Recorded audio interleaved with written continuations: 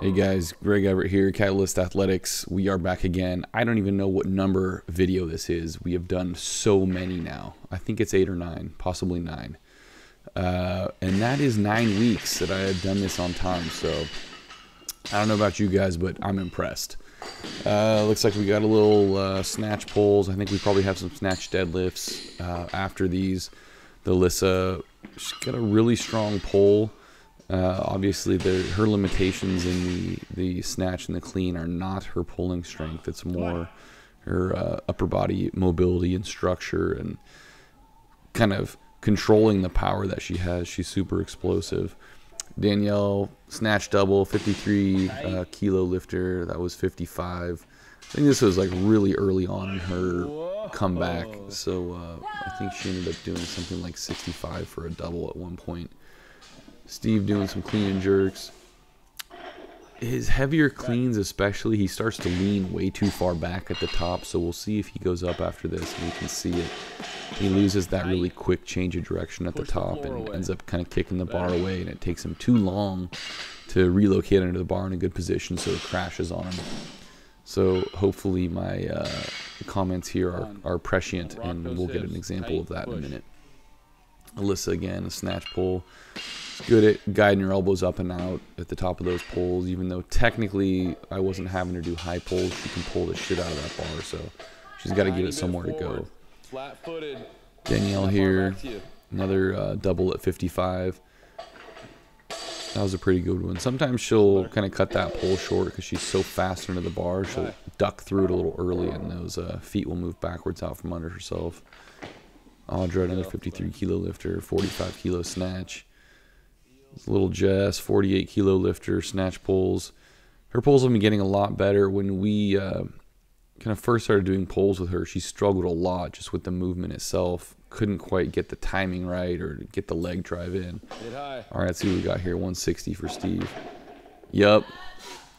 Got a little too far back, a little crazy. And bar crash on him, so it folds him over. And there he goes. He blew the jerk too. He's normally a really reliable jerker, but if he has a tough clean like that, I mean, it's tough for anybody. You have a bar crash on you, you struggle to stand up.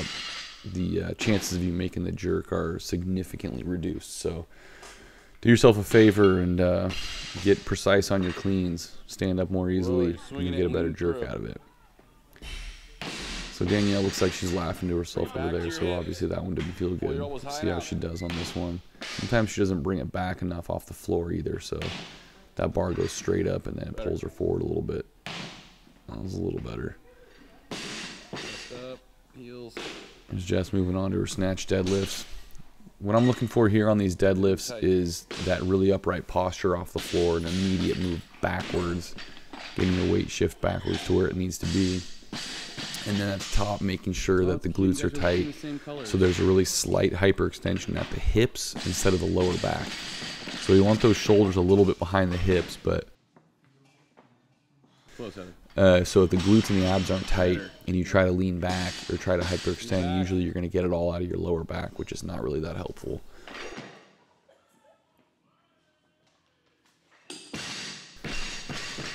Danielle here again. She probably had 5 sets of 2 on this. Pretty typical prescription for me. We'll see if she keeps this one, brings it back. Not terrible. Still working on that mobility at this point. It's gotten a lot better. So Alyssa here, snatch deadlift. I think she had been doing halting snatch deadlifts for a few weeks at this point, so she was not quite standing all the way up.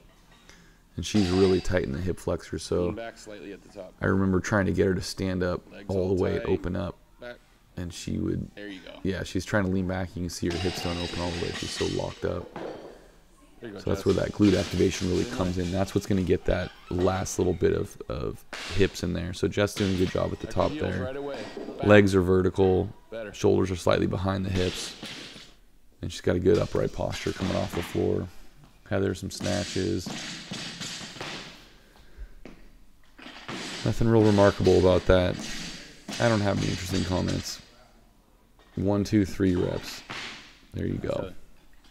Just warming up there. Steve onto his back squats. He's Come on, Jess. tweaked his back a little bit a couple weeks ago, so he hit a pretty light week. And now he's there you go. pretty much back to normal this week, especially next week. So we'll see if we can't get him to do some fun stuff for you guys to watch. Yes, again, another set of really good snatch deadlifts. Each time resets, gets her weight back, good finish position at the top. There with some cleans. They're heavier cleans. She tends to take way too long getting the elbows around.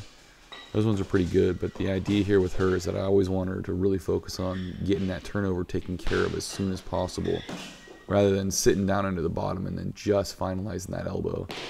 Because the sooner you get that bar racked securely on your shoulders, the more that clean is going to feel like a front squat, the more stable and secure you're going to be, and the easier it's going to be to stand up out of it.